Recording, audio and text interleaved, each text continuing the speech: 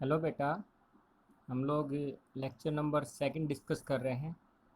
First lecture में बच्चों हम लोगों ने ये डिस्कस किया था कि लीनियर मोमेंटम जो है किसी भी ऑब्जेक्ट के लिए मास इंटू वेलोसिटी होता है। लीनियर मोमेंटम जो है वो फोर्स के ऊपर डिपेंड करता है और वेलोसिटी के ऊपर डिपेंड करता है। मतलब कि जिस ऑब्जेक्ट का मास ज़्यादा होगा उस ऑब्जेक्ट के लिए फोर्स लगाने की जो कैपेसिटी वो उतनी ज़्यादा होगी। उसी प्रकार से हम लोगों ने एक एग्जांपल देखा था कि एक मूविंग बुलेट जो है यदि उसकी स्पीड ज़्यादा है तो उसको रोकना बड़ा मुश्किल है, जबकि एक मॉडरेट स्पीड की जो बुलेट है उसकी वेलोसिटी मॉडरेट स्पीड की जो वेलोसिटी है बुलेट की उसको रोकना आसान है। तो दोनों चीज़ें जो थी वो लीनियर मोमेंटम से रिलेटेड थी।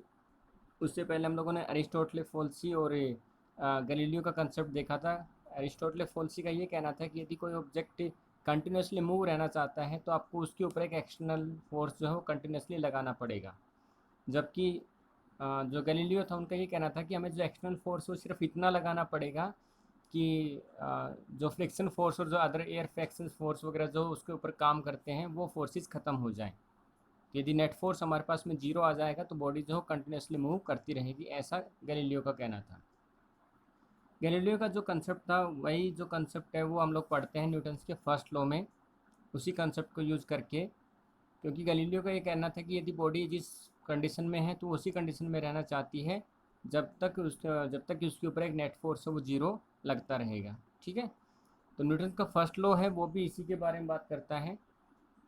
वो ये कहता है कि a body continue to be in a state of rest or uniform motion along a straight line unless it is acted upon by some net unbalanced external force to change the state। ये कह रहा है कि कोई object जो है वो rest में तो रेस्ट में रहना चाहता है और वो यूनिफॉर्म मोशन में है तो यूनिफॉर्म मोशन में रहना चाहता है। मतलब कि एक ऑब्जेक्ट जिस स्टेट में है वो उसी स्टेट में रहना चाहता है जब तक कि उस ऑब्जेक्ट के ऊपर एक अनबैलेंस्ड मतलब मान लीजिए एक ऑब्जेक्ट मूव कर रहा है तो उसके ऊपर जो फ्रिक्शन फोर्स लग रहा है, एयर फ्रिक्शन फोर्स लग रहा है, ग्रेविटेशनल फोर्स लग रहा है, तो जब तक कि वो अनबैलेंस्ड फोर्स मतलब इन सब फोर्स से एक एक्स्ट्रा फोर्स, मान लीजिए friction force, air friction force और इन सब का फोर्स का मान लीजिए कॉम्बिनेशन हम लोगों ने किया और ऐड किया तो वो आया हमारे पास में 5 न्यूटन। तो जब तक हम उस ऑब्जेक्ट के ऊपर 6 न्यूटन फोर्स नहीं लगाएंगे तो यहाँ पे जो 6 न्यूटन फोर्स है वो उस ऑब्जेक्ट को अनबैलेंस कर देगा। ठीक है। तो ऑब्जेक्ट के ऊपर जब तक अनबैलेंस फोर्स नहीं लगाया जाएगा जब तक ऑब्जेक्ट जो अपनी स्टेट को चेंज नहीं करेगा। जैसे मान लीजिए ये मेरे पास एक पेन है, इसको मैं एक ऑब्जेक्ट कंसिडर कर रहा हूँ, इसके ऊपर मैंने फोर्स लगाया। ठीक है। तो इसके ऊपर मैंने फोर्स लगाया 2 न्यूटन। हम लोग ये देखते हैं कि 2 न्यूटन फोर्स लगाने का ऑब्जेक्ट मूव नहीं करता है क्योंकि इसके ऊपर लगने वाला जो फ्रिक्शन फोर्स है, फ्रिक्शन फोर्स मतलब उसके सरफेस के साथ में जो फोर्स लग रहा है वो 2 न्यूटन से ज़्यादा है। मैंने इसके ऊपर 5 न्यूटन फोर्स लगाया तब ये पेन मूव करना शुरू कर दिया।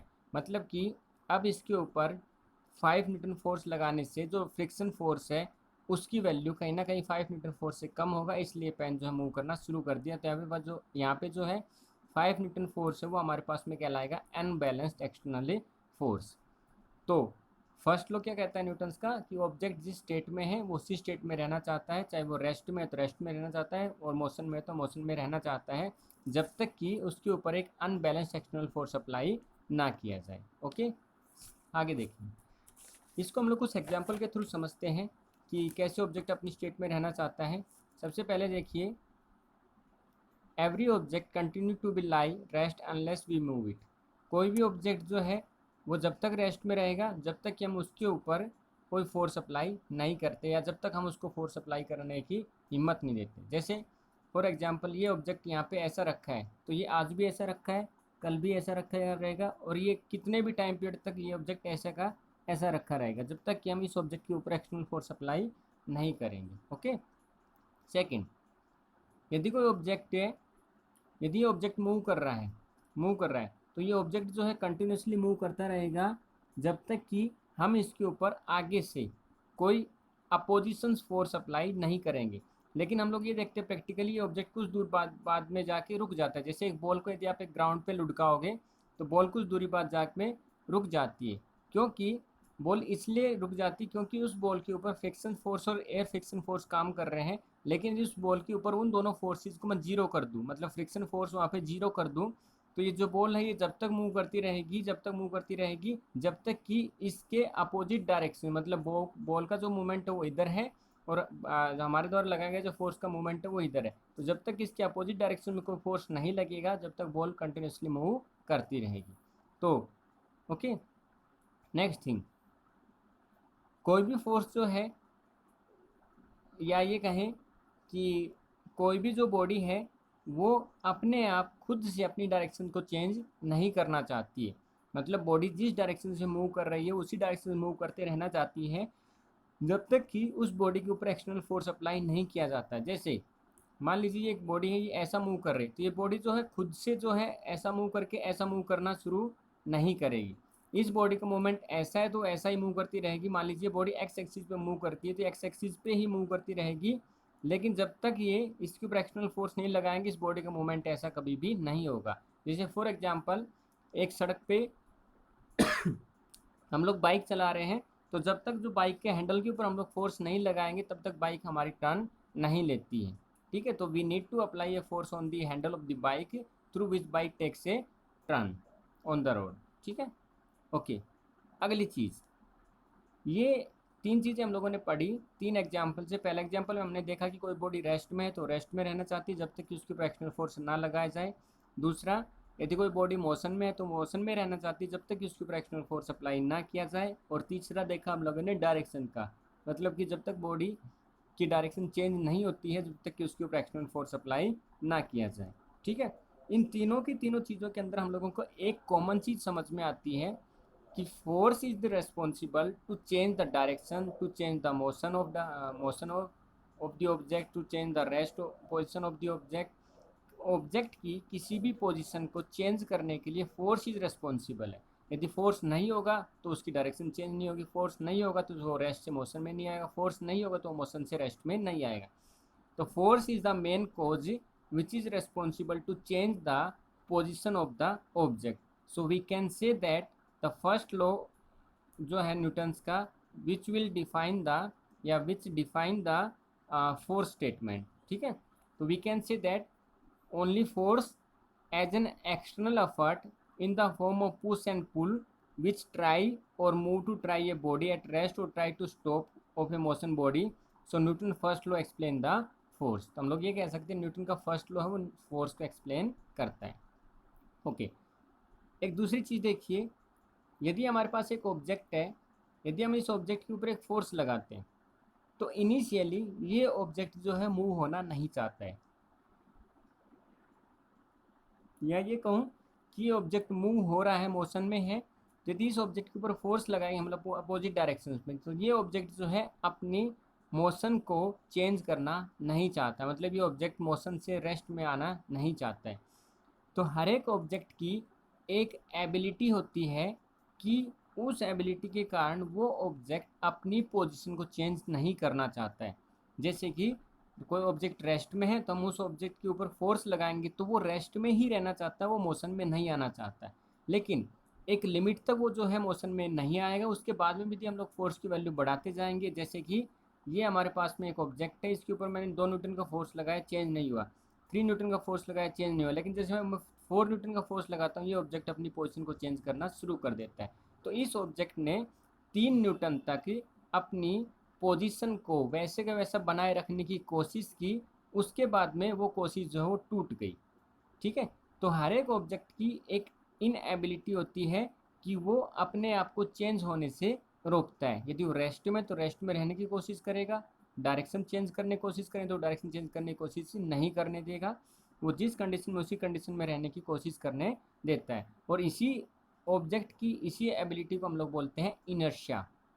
इनर्शिया, तो हम लोग ये कहें कि ये एक ऑब्जेक्ट है जो 10 kg है, जिसका वेट है 10 kg, तो इसकी इनर्शिया कितनी होगी?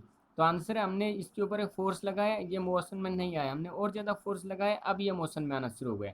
तो जितने फोर्स तक ये रेस्ट में था वो उस ऑब्जेक्ट की इनर्शिया हो गई। तो हम लोग ये जानते हैं कि जिस ऑब्जेक्ट का जितना ज़्यादा मास होगा उसकी इनर्शिया भी उतनी ज़्यादा होगी, क्योंकि जिस ऑब्जेक्ट का जितना ज़्यादा मास होगा उसको मोशन में लाने के लिए उतना ही ज़्यादा फोर्स जो हम लोगों को अप्लाई करना पड़ेगा। ठीक है, और जितना ज़्यादा फोर्स अप्लाई करेंगे तो वो ऑब्जेक्ट उतना ही खुद को अपोज करने की कोशिश करेगा, मतलब more the force is required for more the mass of A object means more the inertia of A object. ठीक है, तो ये जो इनर्शिया है, तो ये हम लोगों ने अभी न्यूटन्स के फर्स्ट लॉ में देखा कि ऑब्जेक्ट जो है रेस्ट में रहना चाहता है, ऑब्जेक्ट मोशन में रहना चाहता है, ऑब्जेक्ट डायरेक्शन चेंज नहीं करना चाहता है।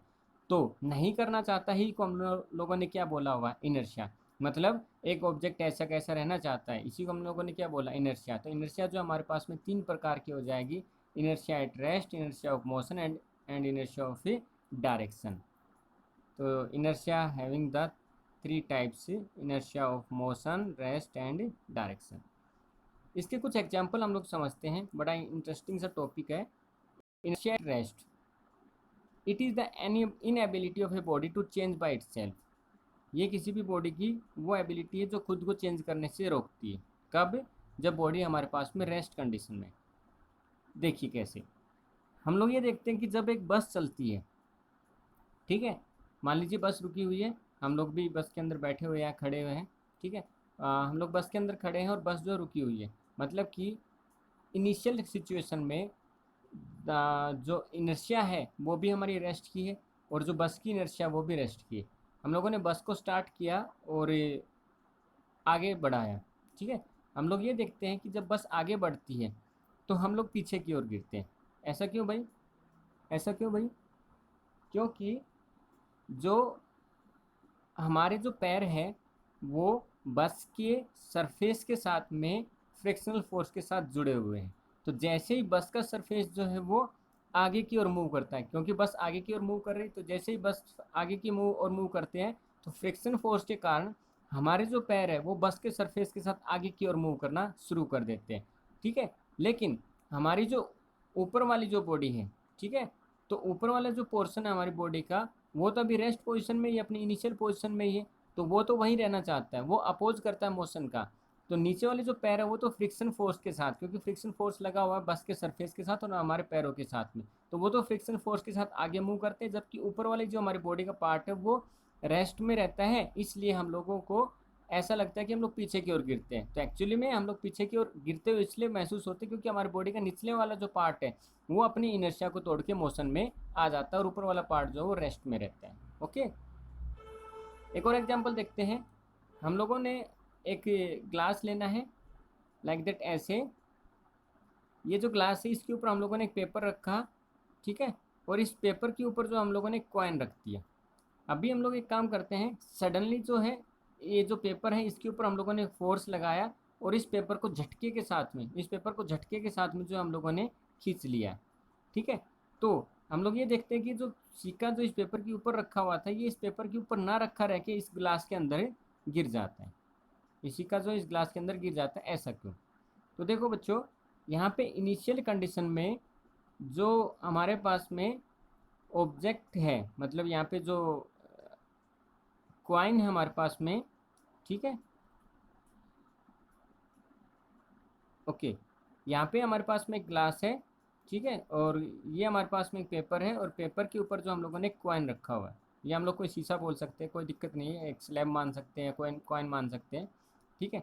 बेटर रहेगा हम इसको कॉइन एग्जाम्पल के तौर पे समझें। तो यहाँ पे हमारे पास में कॉइन है और ये इस पेपर के ऊपर रखा हुआ, हम लोगों ने इस पेपर के ऊपर एक फोर्स लगाया और सडनली जो है इस पेपर को यहाँ से खींच लिया। तो हम लोग ये देखते हैं ये जो कॉइन है, ये जो कॉइन है ये इस ग्लास के अंदर गिर जाता है, ठीक है। ऐसा क्यों होता है? तो हम लोग ये जानते हैं कि इनिशियल कंडीशन में जो कॉइन की जो पोजीशन थी, इनर्शिया थी, वो रेस्ट पोजीशन थी। जो पेपर था उसकी पोजीशन भी, उसकी इनर्शिया भी रेस्ट पोजीशन में। सडनली जो हम लोगों ने पेपर के ऊपर फोर्स लगाया तो इसने अपनी इनर्शिया को तोड़ा और ये इनर्शिया ऑफ रेस्ट से बन गया इनर्शिया ऑफ मोशन।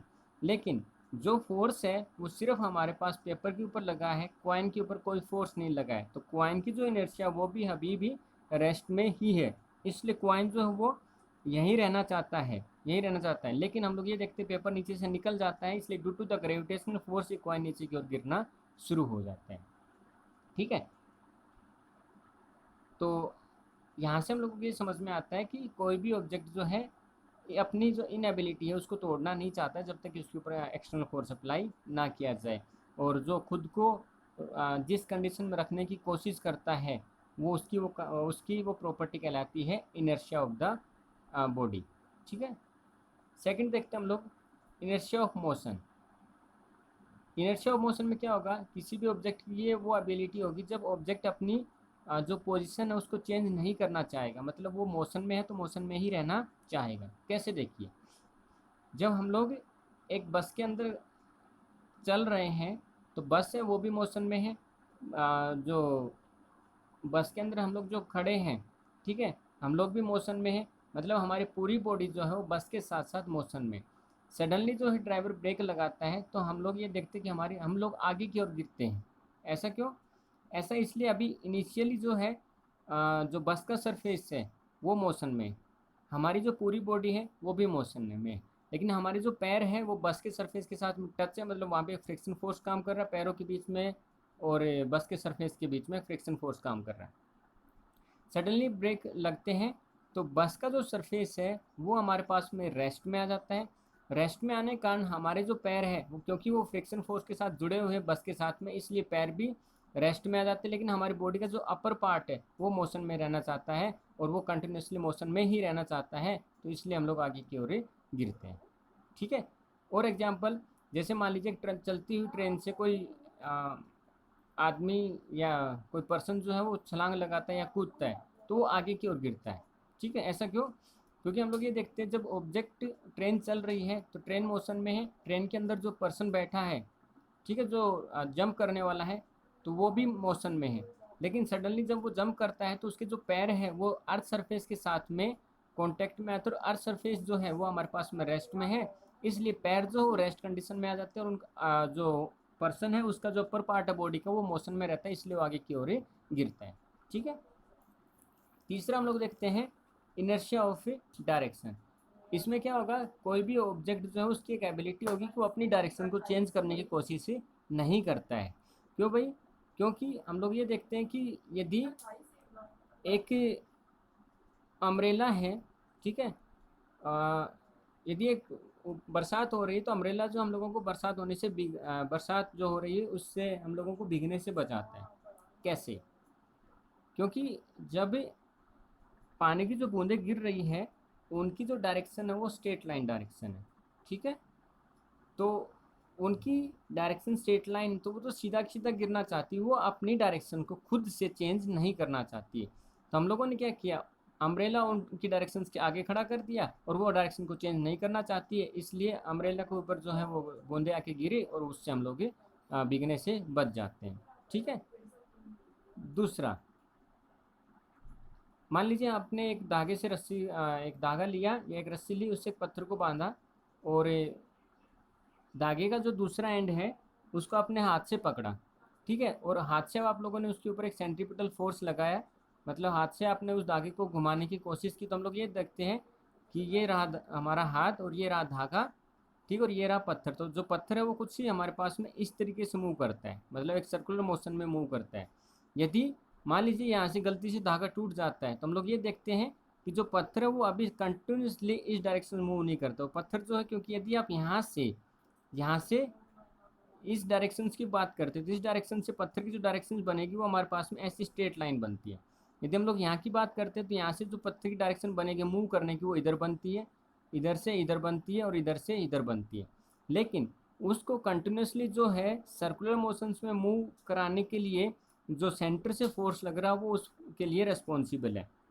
लेकिन जब सेंटर से फोर्स लगने वाला फोर्स ब्रेक हो जाता है, स्ट्रिंग टूट जाती है, तो ये जो धागा, ये जो पत्थर है हमारे पास में, ये इस फोर्स के कंट्रोल में नहीं रहता, और वो अपनी डायरेक्शन, मतलब इसकी डायरेक्शन कौन सी थी, इसकी डायरेक्शन ये थी, इस पॉइंट पे इसकी डायरेक्शन ये थी, इस पॉइंट पे ये और इस पॉइंट पे ये, तो अपनी वो डायरेक्शन के अकॉर्डिंग जाना चाहता है, वो अपनी डायरेक्शन चेंज नहीं करना चाहता। लेकिन जब एक्सटर्नल फोर्स लगता है हाथ से, तो external force is responsible to make it in a circular motion, otherwise external forces break, so it will move according to their own a direction. तो हम लोग ये देखते हैं कि पत्थर ऐसा मूव करके चला जाता है। ठीक है। एक और एग्जांपल देखते हैं, जब एक कार के अंदर एक पर्सन बैठा हुआ है तो जैसे वो टर्न करता है, टर्न करता है कार को किसी रोड के ऊपर, ठीक है, तो हम लोग ये देखते हैं कि पर्सन जो जिस डायरेक्शन में कार को टर्न करता है उसके अपोजिट डायरेक्शन में वो उसको फील होता है कि कोई फोर्स लगा रहा है। भाई जैसे मान लीजिए आप ऐसे सीधी कार चला के लेके जा रहे हो, ठीक है, कार जो है आपकी ऐसी सीधी डायरेक्शन में चल के जा रही है और आप जो है ऐसा टर्न करने वाले, तो जब आप ऐसा टर्न करते हो तो कार का जो मोमेंट है वो इधर टर्न हुआ, लेकिन जो पर्सन है उसको फोर्स फील होता है कि कोई इस डायरेक्शन में फोर्स लगा रहा है। क्यों? क्योंकि यदि आप लोग इस डायरेक्शन को फोर्स को देखें तो जो पर्सन है उसका मोशन कैसा है, उसका मोशन स्ट्रेट लाइन डायरेक्शन है। लेकिन जब कार जो है ऐसे मूव हो गई तो ये पर्सन कैसा जाना चाहता है, स्ट्रेट लाइन डायरेक्शन में ही जाना चाहता है, क्योंकि वो अपनी डायरेक्शन को चेंज नहीं करना चाहता। तो कार के ऊपर तो हम लोगों ने एक एक्सटर्नल फोर्स लगाया इसलिए कार तो ऐसा मूव हो गई, लेकिन पर्सन के ऊपर हम लोगों ने कोई एक्सटर्नल फोर्स अप्लाई नहीं किया, इसलिए पर्सन जो है उसकी बॉडी बिल्कुल स्ट्रेट लाइन में जाना चाहती है। और क्योंकि कार इधर मुड़ गई इसलिए उसकी जो बॉडी है वो स्ट्रेट लाइन में जाना चाहती है, और उसकी बॉडी को फील होता है कि कोई इस डायरेक्शन में उसके ऊपर फोर्स लगा रहा है, क्योंकि ये डायरेक्शन जो है इस डायरेक्शन के रेस्पेक्ट में बन जाएगी ये वाली डायरेक्शन। फिर से समझिए, एक पर्सन जो है वो बिल्कुल सीधा जा रहा है, उसकी बॉडी जो है मोशन के कारण स्ट्रेट लाइन मोशन कर रही है, लेकिन कार जो है वो ऐसा मूव कर जाती है। तो ऐसा मूव करने के कारण उस पर्सन की बॉडी जो स्ट्रेट लाइन में मूव करना चाहती है, इसलिए उसको ये लगता है कि कोई, क्योंकि कार इसमें इधर मूव की है इसलिए उसको लगता है कि कोई जो है उसको इधर इस डायरेक्शन में फोर्स अप्लाई करा रहा है। This is called inability of the direction of the object and we will known this and इसको हम लोग बोलेंगे inertia of a direction. So we have three concept: inertia of at rest, inertia of motion, inertia of a direction. कल जो हम लोग discuss करेंगे Newton's का second law of motion. Thank you बेटा।